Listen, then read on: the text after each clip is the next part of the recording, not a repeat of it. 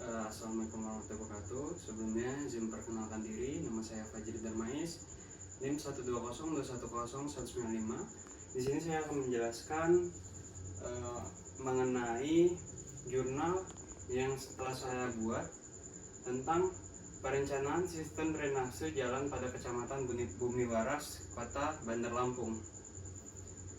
Adapun daftar isi yang saya gunakan untuk presentasi kali ini adalah yang pertama itu adalah abstrak, yang kedua metode, yang ketiga hasil diskusi, dan yang keempat kesimpulan.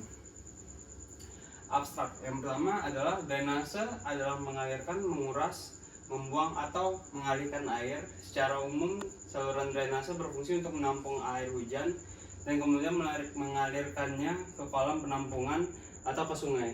Jadi secara tidak langsung drainase itu merupakan sebuah saluran yang mana kegunaannya itu untuk mengalirkan, untuk menguras ataupun membuang air yang berlebih ke kolam penampungan ataupun ke sungai. Untuk saluran drainase sendiri, saluran drainase yang kedap air tidak memungkinkan ada proses penyerapan air ke dalam tanah, sedangkan dahulu saluran drainase terbentuk alami dan sebagian dibangun sederhana oleh masyarakat dengan konsep saluran ini air limpasan hujan banyak menyerap ke dalam tanah sehingga keseimbangan sistem hidrologi air bawah tanah permukaan tetap terjaga. Jadi pada zaman dahulu itu kebanyakan drainase terbentuk secara alami dan dibangun secara sederhana oleh masyarakat dengan konsep seluruh saluran air air limpasan hujan banyak diserap ke dalam tanah. Adapun pendahuluan dalam jurnal saya yaitu banjir dan genangan merupakan suatu permasalahan yang telah menjadi masalah bagi banyak pihak. Berkurangnya daerah serapan, pendangkalan sungai serta penumpukan sampah pada saluran adalah hal yang sering ditunjuk sebagai akibat terjadinya hal tersebut. Banjir dan genangan salah satu permasalahan yang banyak terjadi pada daerah-daerah perkotaan umumnya. Banyak hal-hal yang menyebabkan adanya banjir dan genangan, contohnya penumpukan sampah pada saluran ataupun tidak adanya daerah resapan untuk banjir tersebut. Maka dibutuhkanlah sebuah sistem drainase yang lebih baik dan lebih komprehensif sehingga dapat mengantisipasi kemungkinan proses alami yang terjadi seperti banjir atau genangan air, di mana akibat genangan air tersebut dapat menimbulkan kerusakan badan jalan dan datangnya wabah penyakit di daerah sekitar yang kotor.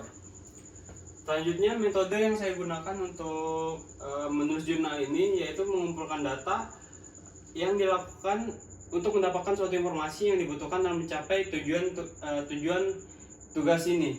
Dalam pengumpulan data tersebut, mahasiswa diberikan data dari setiap pos hujan dan juga peta wilayah untuk setiap kelompoknya.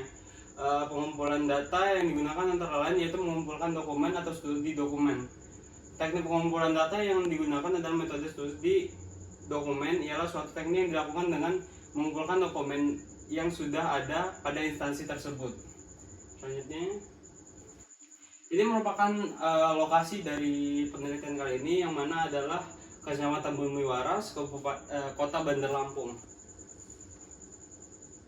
Selanjutnya adalah hasil dan diskusi.